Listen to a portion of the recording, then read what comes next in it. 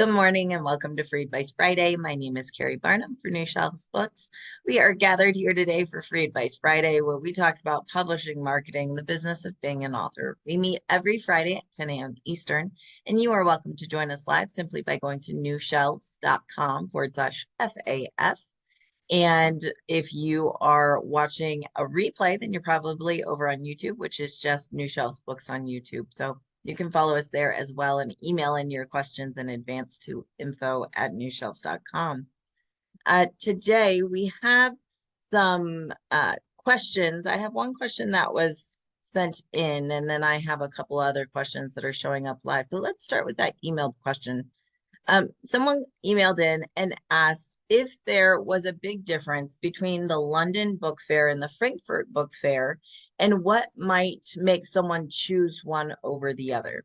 So these are both large book fairs, as you probably know, but Frankfurt is by far the largest book fair available pretty much worldwide, because Frankfurt is just conveniently located to those European publishers, and a lot of US publishers travel there. Frankfurt is really the place you want to go if you're looking for things like foreign rights, translation rights, if you're trying to connect with publishers, and there's a lot of classes and learning and industry things involved in Frankfurt Book Fair as well. So that is by far the largest. Now, London Book Fair is great as well. However, London Book Fair is much smaller. So it's much smaller. You won't see as much going on for subsidiary rights as far as like translation rights and things like that. You will see more in the digital realm though. So you'll see more in like ebooks. You'll see publishers there still. It's just not as many. Same thing. They have classes, they have industry updates and things, but it tends to just be a little bit smaller. So they're both fantastic options. And if you are more digital or ebook focused, London might be right for you. Or if you want a smaller crowd where you're more likely to be able to feel comfortable and meet people one-on-one more, London might be best for you. But if you are a publisher, or if you're an agent, or if you are someone really looking for those foreign rights, then Frankfurt is probably the one for you. And then I also have to say that the Bologna Book Fair is really focused on children's books. So if you're an illustrator, if you work in children's book, the Bologna, I'm probably saying that wrong. My brain can't even like process anything this morning. But that's where you want to go. And Anna's saying she went to the London Book Fair and didn't think it was quite worth her time in 2023. And we're seeing a lot of these conferences kind of bounce back as they were out of commission for several years with travel and everything. And so some of them are coming back slower, some of them are coming back different, and some of them just aren't coming back as well, to be honest. And so I think we'll continue to see that. But if I was saying, you can choose either one and you're going to go to either one. It's not like I live in London, or I'll already be in London, or hey, I really want to go to London and it sounds like a great way to write it off my taxes. Then Frankfurt would probably be your best bet for that. Now a question from Vicky, who is live, is, okay, I got accepted for a BookBub promotion. What do I do now? So once you get a BookBub promotion, this is where you submit your book for a featured deal. So they're going to list it for $2.99, $1.99, 99 cents, or free. You do have to submit, and they do have to actually choose your book. If you get an email saying, congratulations, you've been selected for a BookBub feature, you do have to go in and confirm that. And when you go in to confirm that, they will give you the details. So when you go to the confirmation page, they will tell you what markets it is in. Is it US? Is it international? Is it, what are they listing you? And sometimes they'll even change your genre. So you may put it in for, I don't know, romance, and they may come back and say, hey, we've chosen you for a 99-cent BookBub deal, but we are going to list it in the women's fiction category instead of romance because we think that's a better fit for our readership. So sometimes they'll shift it there, and they'll also tell you how much it costs.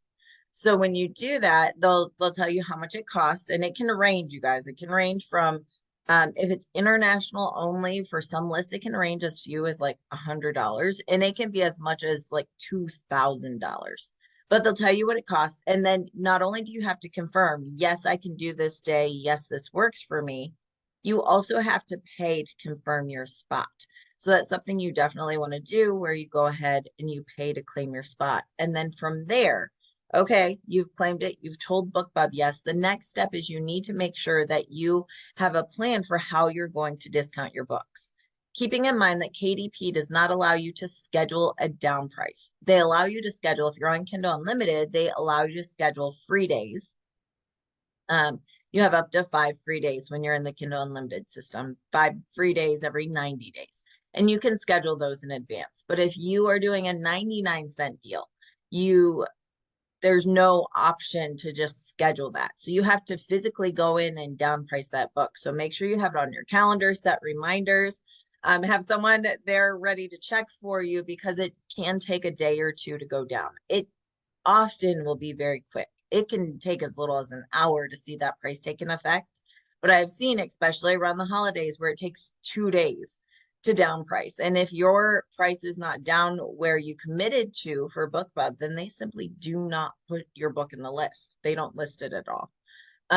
So you want to keep that in mind. Now, if you are wide, if your books are in Barnes and Noble, Kobo, if you're in Drafted Digital, especially, they do have a tool that allows you to schedule a down price. So you can say, I want my book to go down to 99 cents on the 22nd, and I want it to come back up on the 27th. And it will automatically do it for you. You don't have to worry about. But again, KDP doesn't have that. So you have to manually not only bring the price down, you have to manually bring your price back up. So those are kind of the steps you need to take. And then, of course, on BookBub Day, on the day that you have discounts, you want to post on social media. If you have a newsletter list, you might want to do an email to your newsletter list, letting them know this book is on discount. You would also consider, if it makes sense for you, stacking promos. So you may consider also doing, in addition to BookBub, doing promos with places like the Fussy Librarian, Bargain Booksy, Robin Reads. So you would actually be stacking those promotions on top of each other to get more sales and more lift in one time frame. Especially, I will say, if BookBub chooses you for a international BookBub. So they're not going to list it in their US market, in their US newsletter, but they are going to feature it internationally. I would consider, if you're going to bump down the price anyway, maybe going to some of these ebook newsletters that do focus more in the US, like Fussy Librarian, Bargain Booksy. They have international as well, but a lot of their subscribers are more US based. And so pairing that with an international BookBub can give you a nice lift on all platforms. And then on the day of your BookBub, actually, I would probably say the day before, check, make sure your down price is in effect, make sure the book is at the right price so that you have no problems. And then the day of, watch your sales, watch your ranking. This is when you might be able to hit #1 in a category, or even on all of Kindle, you can see those rankings kind of go up. So that's when you would kind of track that. You want to grab a screenshot if you've got any awesome new release banners. I'm sorry, not new release, #1 banners. You would want to grab snapshots of that because it's just fun. Do know that it's very common. People, when they have BookBubs or they have promotions, they'll be checking at like 6 a.m. They're like, nothing's happening. They'll check at 10 a.m. Nothing's really happening. No one likes my book. No one wants it. A lot of these newsletters start going out around 10 a.m. Eastern, and we don't really start to see it show up in the ranking or in sales until around noon Eastern. So no, it typically, like, you're not going to see results until later in the day, and then you'll start seeing results. But I have noticed consistently the biggest peak for sales tends to be between 6 to 9 p.m. Eastern. And that is when we see the biggest sales. And that is when I've seen historically with clients and people I know are running ebook promotions or discounts. That is when I've seen they are most likely to hit #1 in category, or to hit their lowest ranking category, because that's when Amazon's kind of, I don't know that it's when people are buying the book. I think it's when Amazon is processing those sales. So just be aware Don't panic if you don't see much happening in the morning, and then definitely keep a lookout in the afternoon in case you do hit anything like get you that orange banner. So congratulations, it's very exciting. And if you don't know about BookBub or you haven't done anything with BookBub, highly encourage it. Again, BookBub does features of discount ebooks, and it's a really great way to reach a lot of readers all at once, especially if you have a series or you have standalone novels that are all in the same genre, and you can kind of do that. But it is a pitch system. They take less than 10% of books that are pitched to them, but you can pitch your book to them. Each title can be pitched every 30 days. And BookBub likes to play hard to get. They don't usually say yes on the first try. So pitch again. And you will sometimes go ahead and get that BookBub feature deal, which can really give you some nice exposure, and it can give you new sales and opportunities. And I've even seen them pitch, or I've even seen BookBub take the same book more than once. If it's been more than a year, typically they might take the same book more than once. And I've also seen them take different books in a series. So this is actually for Vicky. This is the third book in a 4-book series that they've taken for a BookBub deal. So that tells me they're tracking the interest level in her books and in the series. And since it's high, they are continuing to choose her books. So, I mean, this was spread out over, I think it's been 2.5 years maybe, but 3 books out of 4 books have been featured on BookBub. It's given a really nice consistent lift. We see a big high in sales for the other books as these are promoted out. So it's been a great opportunity. And even though BookBub is a little bit more expensive of a list to promote to, in my experience for the featured deals, they really do deliver. You get some nice exposure, and it's kept the sales kind of, you go up on these highs and then they kind of start to come down, which is natural. But if you can hit another one, you're going right back up. And so it's been the steady stream of readership and opportunity. And so I think it's a great system. Highly recommend if you haven't done BookBub to go check it out. If you are on BookBub, by the way, this is an underutilized tool. I think that I see quite a lot is that if you are on BookBub, if you've built up your BookBub's followers to 1,000 or more, so you really have to either try to push BookBub, asking people to subscribe to your BookBub author account. So every author can get an author account, just like Author Central. And if you have over 1,000 subscribers, then when a new book comes out, you actually have a pre-order feature where you can email those subscribers who have opted in. You can email them a pre-order notification for your book. You can do up to two prior to your release. I think they have to be at least 2 weeks apart, and it's not very expensive at all. It's like $100 to do that. So reaching readers who have already shown interest in you and letting them know your book's coming up on pre-order, and they also get a notification on the day the book launches. Absolutely, positively think it's worthwhile in trying.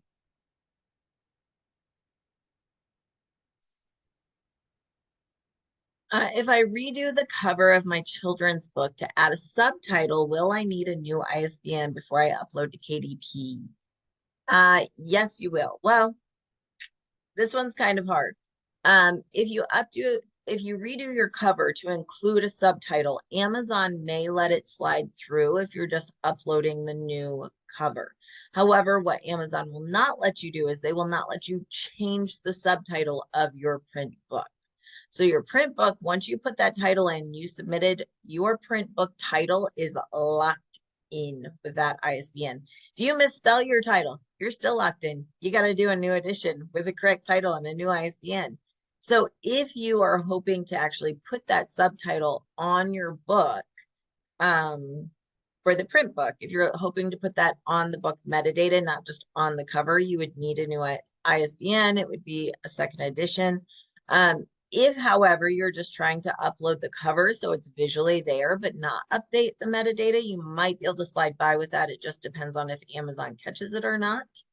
The ebook is a little bit different. For the ebook, you can change your subtitle, and they allow you to do that because you're not On Amazon anyway, you're not using an ISBN. Even if you put one in there, they don't use it. They use their ASIN, which is their Amazon standard identification number. So you can change your subtitle in the ebook, and you'll see this quite a lot. People have used it, people have overused it as a metadata field, where they're putting a bunch of keywords. So Amazon is now frowning upon that. But if you're using it judiciously, or if you're using it a little bit, then it's fine, and you can see that working. So you get some more keywords in on the ebook only. Of course, the ebook should be connected to your print book on your Amazon listing, which means that it would kind of help both of them. So there are a couple of caveats there, but typically if you're going to change the title, yes. And I will also say, if you change the title or the author's name at all, Amazon can refuse to link your reviews. So typically they will accept a subtitle addition or change, but I have seen them say no to that as well, and they will treat it like a new book and won't link reviews. I think that depends more on who you happen to get. So sometimes they've linked it for me, no problem. Once or twice they've given a hard time. With one of those books, they would never link it. They just never would. With the other book, we waited a while, like months, and tried again, and they linked it then. But that was still months where that author had 2 different Amazon pages, and reviews only showed up on one of them. So just know that when you're changing big things like that, Amazon may not recognize them as the same book. They may, but they may not. There's been a lot of controversy and a lot of talk about an author who took to Goodreads, made fake accounts, and started review bombing other upcoming authors. So Kate Corin, who was coming out with Crown of Starlight with Del Rey. Del Rey's the publisher, was the publisher. She had this book coming out. She was poised to do really well, even. This book was poised to do well. It's in fantasy. However, this person decided to take to Goodreads, make a bunch of fake accounts, and then from there start to review bomb, give terrible reviews to other authors in her genre who are coming up, and just started to give terrible reviews. But then this person, you know how they say, and not that this is criminal, it's wrong in my opinion, it's not criminal, but you know how they say like criminals are always get caught by dumb mistakes? Well, it's kind of the same thing. Review bombed a bunch of books, and then went on and took her book and nominated it for a bunch of like best of lists, and put it on like did good reviews and best of lists for her book. So essentially highlighting her book with positive things while review bombing other books. People caught on to it, obviously, and they saw, hey, this doesn't line up. Call her out on it. At first said it wasn't her. She said that it wasn't her, and that it was a friend. A friend had done it, made up a fake text chain to put out there, and then realized, hey, no, I'm caught. I am caught. And so the publisher dropped this book, dropped this author, and the author then said, sorry, this was a mixture of, I believe they said alcohol and mental health, and I'm going to be stepping back. I do not know this person. I cannot speak to any of those issues, but I will say this is why here at New Shelves, or Free Advice Friday, we have always said that authors are not your competition. They are your community. They are people that can support you. They are people that you can learn from.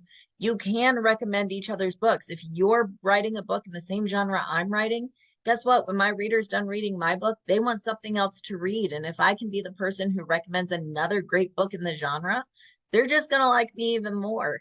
So it is so, so important to really treat the community as a community and not as a competition. And I think it's really important lesson that leaving bad reviews, especially non-legitimate reviews for other authors is never the way to go. I don't think anyone on this call, I don't think anyone that I've worked with would ever even consider doing this, but it does happen. And it's not typically angry readers. And that's what makes me really sad. Like an angry reader review, fine. I mean, they're going to be out there, right? But when it's other authors or authors are getting their friends or their family to do that to another author, it kills me that someone would do that, that they would take someone down like that. They know how hard, number one, writing a book, getting it out there is, it's a feat, right? And then actually getting a publishing deal or publishing yourself, getting it out there, getting readers, and to just take someone down like that is just not okay. A lot of authors, publishers, readers have been in a really big uproar. As I said, that person has been all over the news. It's made like normal news, not just publishing news. It made normal news this week. It's just not okay. If you can't support people, don't say anything. Just don't say anything, and that's all right too. But don't bring other people down. And remember, this is a community. Let's treat each other like that. I think it's so important. Yeah, and if you can't say anything nice, don't say anything at all. But this person was poised to do so well that attitude is everything, and how you treat other people.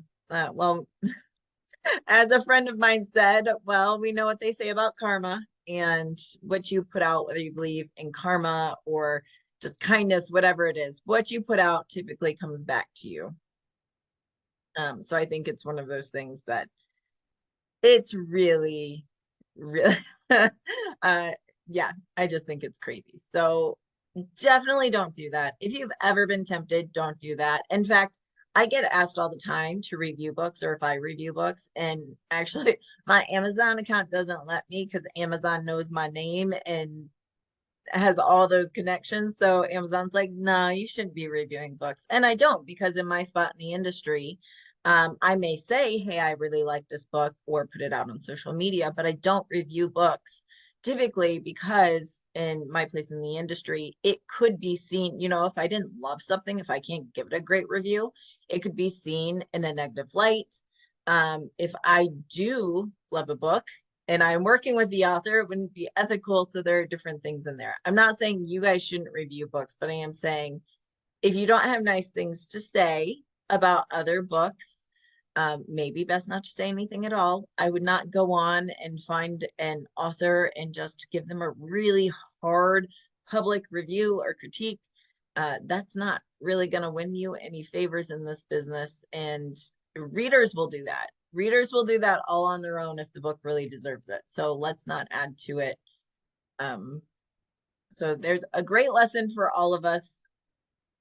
But also, like I said, I could not talk about it because it has been making the rounds of every publishing group I'm in.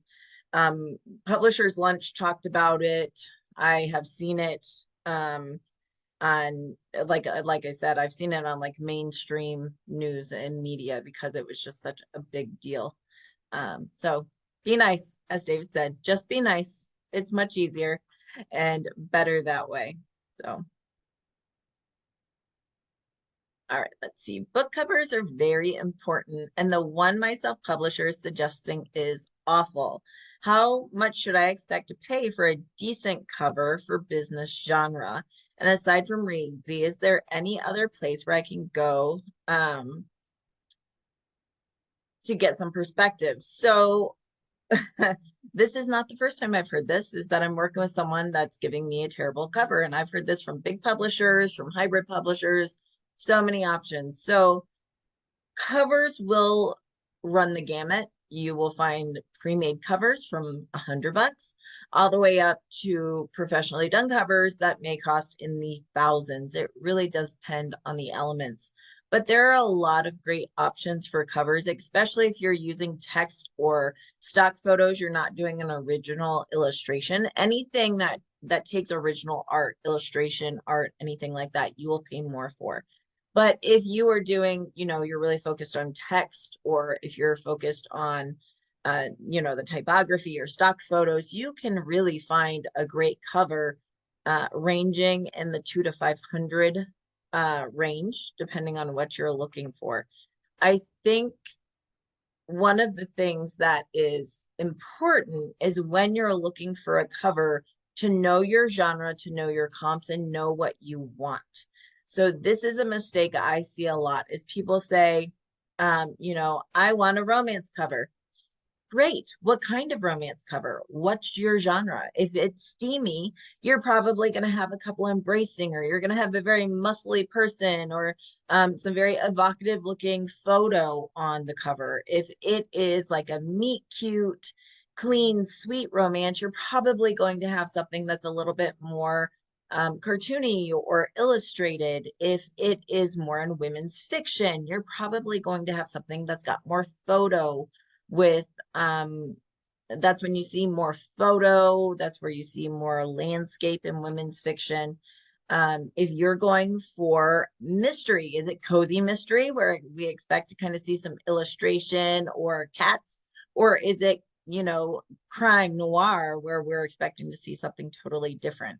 So I think the best thing you can do, even when you're just having a discussion of covers with a publisher or anyone else, is go do your research. Find books that have been published in the last year. Last year, maybe on pre-order upcoming, but no more than a year or two. Go find covers in your genre that are currently just released or about to release that you like, and then pull those as comps and say, this is what I know is selling. This is what I like. Can we meet somewhere closer to this? Because having something, art and opinion, it's so subjective, right? Like, I like this, I don't like this. That's very subjective. So just saying, I don't like this cover is really hard to fix. But saying, this isn't quite what I was thinking, but I do like these three. And you'll notice that all of them have bold covers, that all of them have very bold text, that they have this element or that element.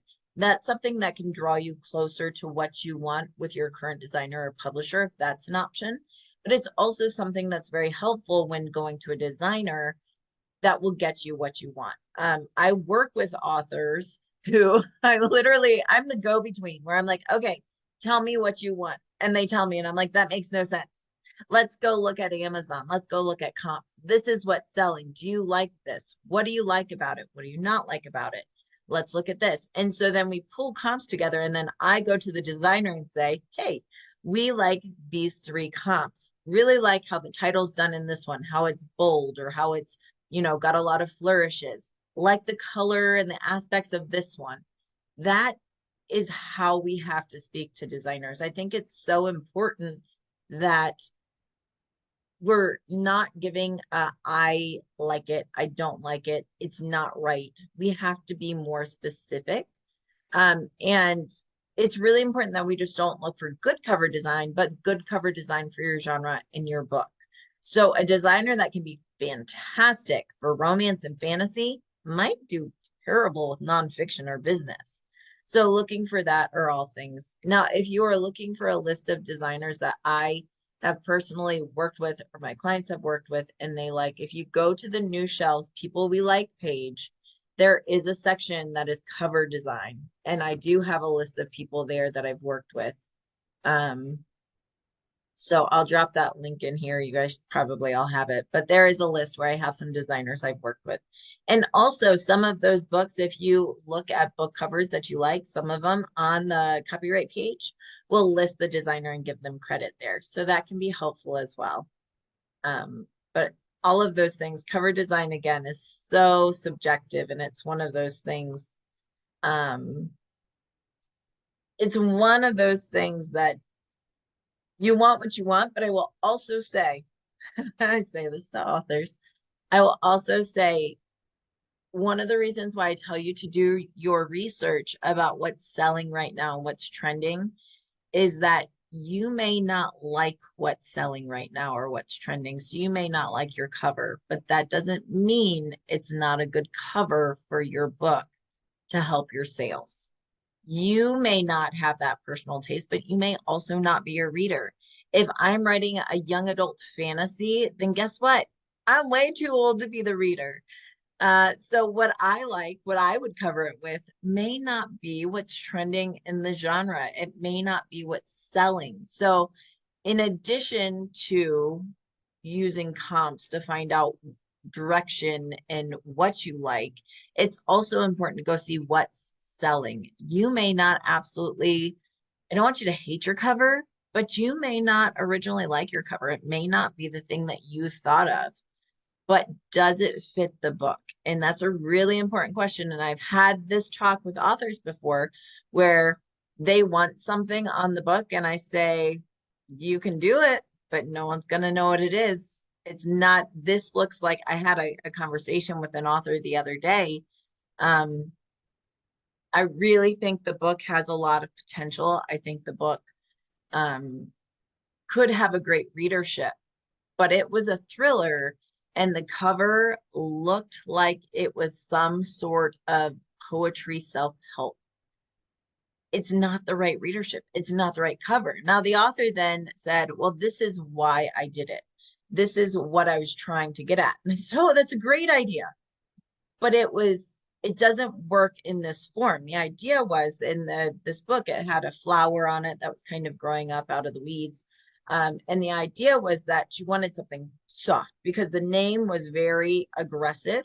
And the book is very edgy. And so they wanted to show that there are softer sides to it because that's part of the character. Is this character is kind of like go get them, but also there's softer sides. There's depth there.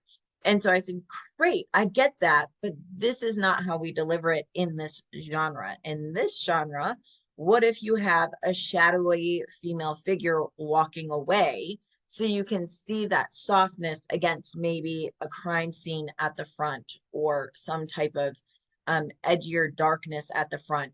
Big, bold author name because that's what sells in thrillers.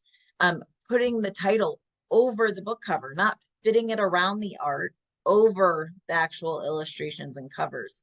So these are the things, again, these little nuances that what their idea was, it was a good idea, but it was translated wrong for this particular genre. And that may be you as the author. I'm not saying it is in this case, but I'm just saying that's one of the things you have to think about is really look to see if your publisher is onto something in the sense that they are trying to meet the reader expectations. Because I think I've said this before, and we've talked about it before on the show, is that your book is yours when you write it. But when you publish it, you hand it over and it's the readers now, and they have to love it. So you kind of are creating something, a gift. I was talking about gifts the other day. You give a gift to someone because you think they will like it, not because you want to give it to them, but you give someone a gift when you think about buying someone a gift or, making a gift. It's not just about what you want to give them, it's about what you think they will like and what they will be excited to receive. And your book is kind of like that in the sense that, yes, you're doing it, it's your art, but you are creating it for other people to read. You're releasing it, you're gifting it to your readers. And so you have to keep in mind what they want, what they will be attracted to, what they'll be excited about. And those are things that can be hard as an author to separate because this is yours. You did it, it's yours, but you're making it or you're creating it for someone else. And so that mind shift has to kind of happen at some point to where you are then thinking more about the reader and the buyer than you are necessarily about your personal preferences. And that can be a really hard one to get through, but I think it's important to think about as an author who obviously you want people to buy your book, you want your book to sell. So those are things to consider. All right, let's see. Heather's asking if Pubby is worth it to get reviews. I think we've talked about Pubby a little bit before, but I'll revisit that because Pubby is, I don't know if they're marketing or what, but they're making the trends and the rounds lately. So Pubby is a platform for getting reviews.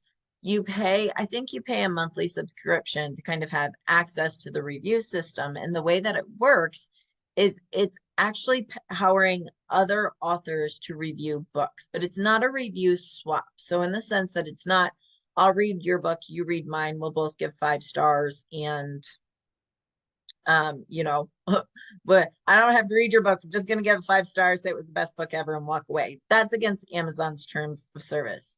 What Pubby does, excuse me, what Pubby does is that not only do they have the subscription where you pay a pretty low fee. I want to say it's like $9 a month, but don't quote me on that. You pay this service every month, and then what happens is your book is listed with a bunch of other books, and you have to earn credits or points to get your book reviewed and to have it listed in the right way. So you then are tasked with going and finding other books that you can read and review. And when you do that and you confirm that you have written a review and posted it to Amazon, you get points for your own book. So then other people, your book will be listed, another book can find and review your book. Now, for this, sometimes people will put it up for free. Some of these books are getting verified reviews because they'll keep their price.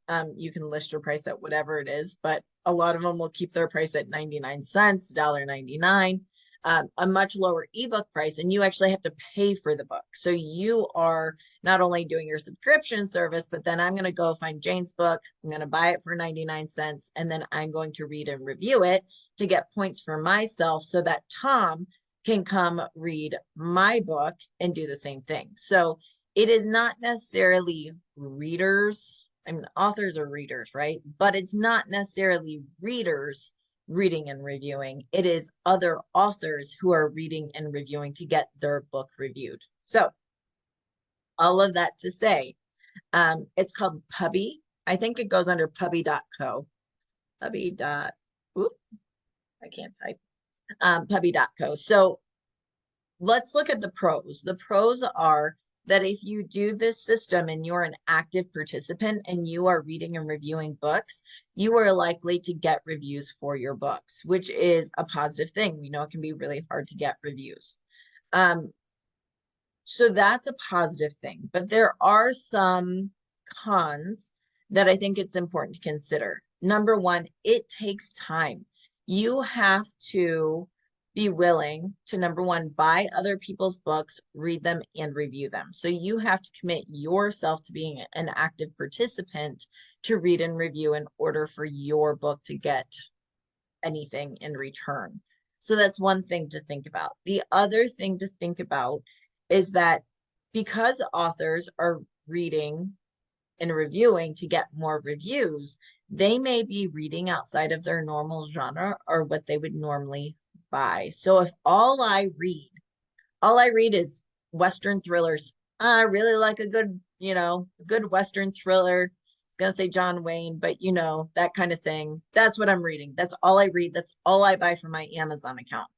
But then I joined Pubby and I want reviews. So suddenly I'm going to start reviewing, I don't know, I'm going to review romance novels because I can read them really quick. Or I'm going to read business books because I can just read the table of contents and spot read and review really quickly.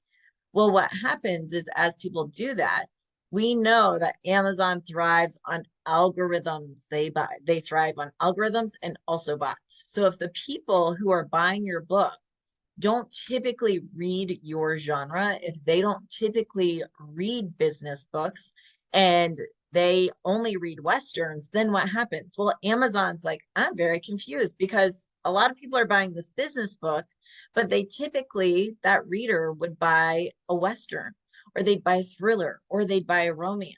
So what happens is it can actually mess up your algorithms and your also bots, which are a really important part of organic traffic to your books.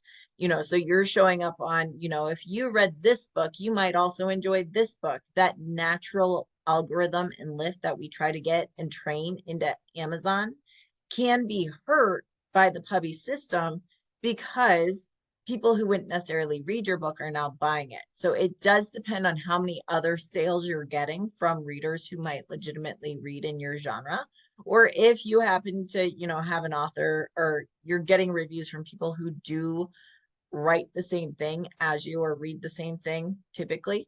But I have seen people really have algorithm problems because of this. And then we had to go in We had to stop those Pubby reviews, and they had reviews, which was nice, but then we had to stop those. We had to completely retrain those algorithms by really pushing hard on ads, doing BookBub ads to try to connect to the right comps. We had to run Amazon ads, and we had to do a lot of things to try to retrain those algorithms so Amazon was finding the right reader who actually wanted to buy the book. So that is one of the things I would consider. I will also say that on Pubby, I've seen the most success for authors who do write nonfiction or business books. Why that is, I don't know. Probably because that's one of the harder, can be one of the harder genres to get reviews in, is going to be a memoir. Nonfiction and business can be the hardest. So that might be why maybe more people are on Pubby for that, and that might be, but that's just speculation on my part. So it is a good way to get reviews. It doesn't cost you much money. It will cost you time, but you do have to be careful about those algorithms. And so as far as a company goes, I've never heard anything bad about Pubby. I've never heard that they are getting in trouble with Amazon. I've not heard that it's a scam or anything like that. You do have to put your time into it though. So I won't say anything about the company as a whole. I think it's fine. I think you just have to be careful with how it's going to affect the long-term health of your book as you're getting those reviews. So maybe you use it to jumpstart those reviews, but you don't stay on it long term. I don't really know. It depends on your book, your overall, what you're doing and how many books you intend to write and your purpose with the book and all of those things. On the topic of getting reviews, are there specific ways to get reviews of your audiobook posted to the audiobook websites? For my audiobook published with Findaway and Spotify at the audio websites, none of my endorsement quotes nor the 88 reviews of the print book show up. That is correct. So this is one of those things where print book reviews do not travel over to audiobook sites, even on Audible. So if you have, let's say you have a book on Amazon, an ebook, print, and audiobook. Well, if you go to your sales site where they're all connected on Amazon.com or UK, whatever it is, if you go to the actual sales site for the book on Amazon, you'll see all 3 editions listed and all your reviews. But if you go through the Audible app and you look up the audiobook, it will only show the reviews from the purchases and reviews that came directly from Audible. Audible requires that you buy a book on the Audible platform in order to leave a review. And they only post reviews that have gone on Audible. They do not take the reviews from Amazon. And that's just how the system is. So this can make audiobook reviews super difficult because a lot of the platforms, unlike ebooks, like on Amazon, you don't have to buy a book on Amazon in order to leave a review on Amazon. But with the audiobook specifically, you do. So that does make it much more difficult because you can't necessarily give people codes or free access to the book and have them leave reviews. They actually have to buy it on Audible. So I have seen some authors will actually have like an Audible subscription where you get one audiobook a month. And if they have extra credits, they will gift their audio book to readers or to people who commit to doing a review. So that way they can actually gift the book directly in Audible, which would then allow them to leave a review. I've seen that. But it's much easier, I'll be honest, to get reviews. You do not have to buy a book or audiobook on Barnes & Noble in order to leave a Barnes & Noble review. So Barnes & Noble can be a great place for audiobooks, although I don't think that's where most audiobooks are selling. For Spotify, you do get, if your Findaway Voices book is being distributed to Spotify, you do get codes that can be redeemed on Spotify for an audiobook, and then people can go review them. So using those audiobook codes would be super smart. Give them away in your newsletter. Use them for different things like that. Go into beta groups or reader groups and say that you have audiobook codes and you're looking for audiobook listeners. And if I know we've talked about Chirp before, but if you ever do a Chirp discount deal, um, which is, you know, the sister company to BookBub. So same idea, you put a discount book, audiobook out and Chirp sends it to a really large list. If you ever get one of those, I've seen a mass amount of reviews every time. So every time I've run a Chirp audiobook deal, it's been selected. I haven't seen less than 500 sales of that audiobook for a Chirp deal. And typically I've seen 100 to 300 audiobook reviews show up on Chirp after that. So a Chirp deal may be a great way to get some more audiobook reviews, but it is definitely, that one is definitely a struggle. It is, I wish it were easier, but it's not. Audiobook reviews may actually be more difficult than reader reviews. So hopefully those ideas at least give you a jumping off point. I don't know about you, but for Christmas, I'm asking for an easy button. I don't think any my husband's gonna be smart about it and go like find me an easy button from Staples and think it's hilarious. But I think there's so many things in writing and publishing that we want it to go fast. We want it to be easy, and it's not. If you're putting out a great product, if you're working towards things, especially if you're building your platform and you don't already have a huge social media platform or readership platform, it can be really hard to build. It can be hard to get engagement. I'm not saying it's impossible, but it takes smart marketing and it takes intention. I was actually talking to a co it's a co-worker, but also a client of mine. And I was talking to them about social media and how like getting interaction, not just putting content out, but getting interaction can be such a beast. And they had mentioned that they were getting a little down about an account we're working on and like feeling like, okay, it's doing stuff, but not as much as I'd hoped it would.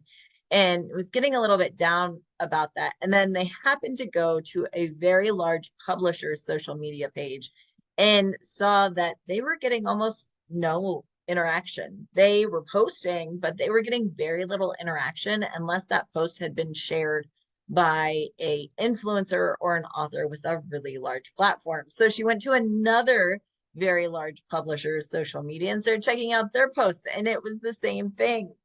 And so they're putting out this content. They have a huge platform, thousands of followers, and they aren't, not much is happening, which led us to a discussion that content is great and you need it, but it really does come down to personality. It comes down to engagement. You know, what these big publishers don't have on social media is they don't have a person to connect to. They don't have necessarily a personality. It's why Wendy's on Twitter, X, whatever it is now, like they have a following because even though it's not run by one person, Wendy's Twitter has a personality and people follow the personality and it's engaging and it's connecting. And so content is important. It is important to have regular postings to work with the algorithms to get people to notice you. But it's also really important that we personalize it, that we put ourselves into it, that we are connecting. Because if we don't do that, we can find content anywhere and it's not going to get noticed as much. So I think that is one of those things that everyone wants to pay someone to do their social media for them, or they want it to be really easy. I do too, I promise. But I will tell you that you can pay someone to create content, but you can't pay someone to be you. And being you is what that's the pixie dust, the magic that is going to make your readers connect with you.